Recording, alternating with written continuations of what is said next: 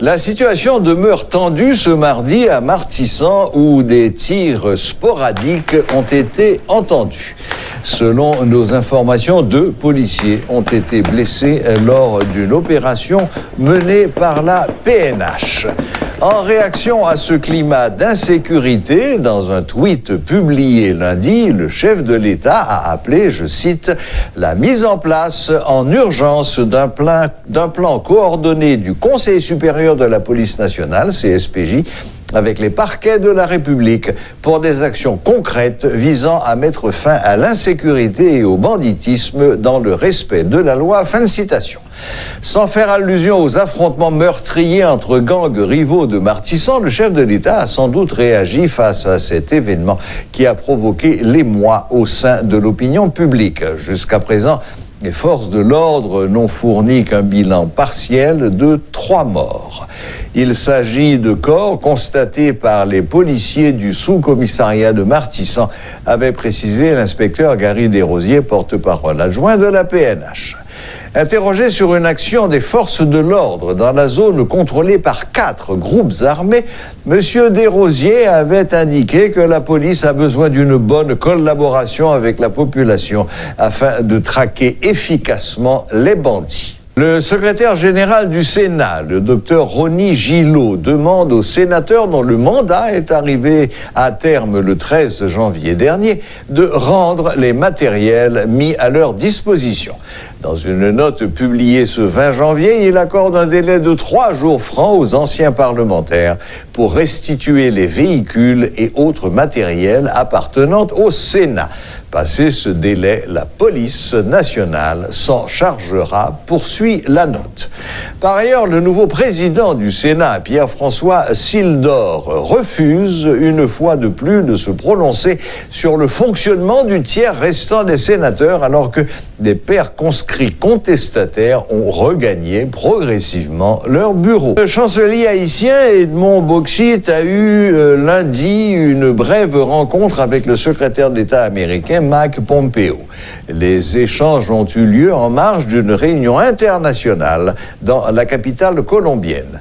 Le ministre des Affaires étrangères a exprimé la volonté du président Moïse de continuer à faire fonctionner la machine étatique. En raison de la fin du mandat des députés de la 50e législature et de 2/3 du Sénat, le président Moïse devra former seul un gouvernement, promulguer un décret électoral ainsi qu'une loi de finances.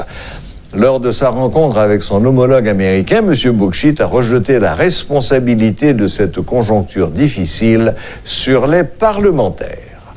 Interrogé sur la position exprimée par les partenaires d'Haïti, le chancelier a indiqué que les pays amis souhaitent que l'État adopte les décisions nécessaires pour remédier à cette situation. Le ministre haïtien des Affaires étrangères et le secrétaire d'État américain auront une rencontre officielle bilatérale le mercredi 22 janvier prochain à la Jamaïque. Lancement ce mardi par le ministère de la Santé publique, à travers la direction d'épidémiologie, de laboratoire et de recherche DELR, de la première politique nationale de recherche en santé. Selon le responsable de la DELR, il s'agit d'un document qui définit clairement la vision du ministère en ce qui concerne la recherche. Le docteur Patrick Dely souhaite que les chercheurs s'approprient de ce document qui est mis à la disposition du ministère, à la disposition du pays et de tous ceux que la recherche intéresse. Dans le domaine recherche en Haïti, nous avons un pile lacune, bien que il y a pile institution qui passe temps qui dédiée dans le domaine recherche. Mais le ministère de la Santé publique qui gagne pour régulariser à travers des normes et à travers une vision claire côté le aller avec le domaine recherche là, et il y a une carence pour une série de documents pour orienter tout le monde qui veut lancer dans le domaine. C'est ça que fait soit regarder dans tout document qui est écrit sur le plan légal, vous jouez seulement existence de cadres légaux qui c'est création comité national de bioéthique et création direction que m'a dirigé qui est les directions d'épidémiologie des laboratoires et de recherche. À part ça, on pas gagner pratiquement grand chose sous domaine recherche là, bien que grand pile université, grand pile institution qui travaille de manière indépendante. Qui importance jodi a, qui importance événement ça, c'est un document que nous travaillons sur lui et nous mettons à la disposition du ministère, à la disposition du pays et à la disposition de tout le monde qui veut lancer ou bien qui a travaillé déjà dans le domaine recherche là. Le document ça il définit clairement et vision que le ministère a gagné pour question recherche en santé. Il définit mission et comment pour ça fait et puis il dégager à partir d'un état des lieux toute problématique qui gagne dans le domaine recherche en Haïti en analysant les forces, les faiblesses, menaces, opportunités et puis sous base état de fait ça, il dégager un plan stratégique pour qu'il renforce le domaine surveillance là en Haïti qui est capable de permettre que des chercheurs soient capables de faire carrière dans le domaine là, tout en précisant valeurs et de base et principes qui doivent gagner dans le domaine recherche là, comme équité, éthique et des choses comme ça. Ensuite, document ça, il présenté au grand public les grandes lignes que pour les interrogations sur les problèmes, les thématiques en santé que le ministère a répondre et l'INSA a tout tracé, ça veut dire quel que soit le monde qui veut venir faire recherche en Haïti, mettons leur rentrer à partir de documents ça, on connaît mais qui ça qui priorité pour le ministère là, mais qui ça qui priorité pour le pays, mais interrogations que nous gagnons, nous besoin répondre et à eux-mêmes et résultats et recherches sous domaine interrogation ça que nous identifier à partir du travail qui fait là, après nous permettre nous orienter décisions et politique et sur le plan et sanitaire. Compris de ce document qui est mis à la disposition du ministère, à la disposition du pays et de tous ceux que la recherche intéresse. Dans le domaine recherche en Haïti, nous avons un pile lacune, bien que grand pile institution qui passe temps qui dédié dans le domaine recherche. Mais le ministère de la Santé publique qui gagne pour régulariser à travers des normes et à travers une vision claire côté le aller avec le domaine recherche là et il y a une carence pour une série de documents pour orienter tout le monde qui veut lancer dans le domaine. C'est ça que fait soit regarder dans tout document qui est écrit sur le plan légal, vous jouez seulement existence de deux cadres légaux qui c'est création comité national de bioéthique et création direction que m'a dirigé qui est la direction d'épidémiologie des laboratoires et de recherche. À part ça, on pas gagner pratiquement grand-chose sous domaine recherche là, bien que grand pile université, grand pile institution qui travaille de manière indépendante. Qui importance jodi a, qui importance événement ça, c'est un document que nous travaillons sur lui et nous mettons à la disposition du ministère, à la disposition du pays et à la disposition de tout le monde qui veut lancer ou bien qui a travaillé déjà dans le domaine recherche là. Le document ça il définit clairement et vision que le ministère a gagné pour question recherche en santé.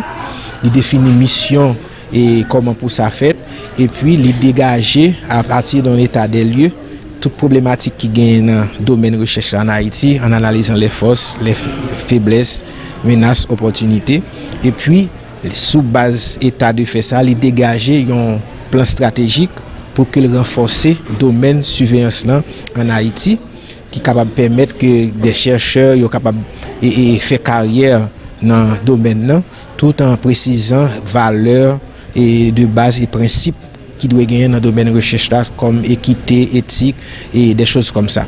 Ensuite, document ça, il présenté au grand public les grandes lignes que pour les interrogations sur les problèmes, les thématiques en santé que le ministère a répondre et l'INSA a tout tracé, ça veut dire quel que soit le monde qui veut venir faire recherche en Haïti, mettons leur rentrer à partir de documents ça, on connaît mais qui ça qui priorité pour le ministère là, mais qui ça qui priorité pour le pays, mais interrogations que nous gagnons, nous besoin répondre et à eux-mêmes et résultats et recherches sous domaine interrogation ça que nous identifier à partir du travail qui fait là, après nous permettre nous orienter décisions et politiques et sur le plan et sanitaire. La situation demeure tendue ce mardi à Martissant où des tirs sporadiques ont été entendus. Selon nos informations, 2 policiers ont été blessés lors d'une opération menée par la PNH.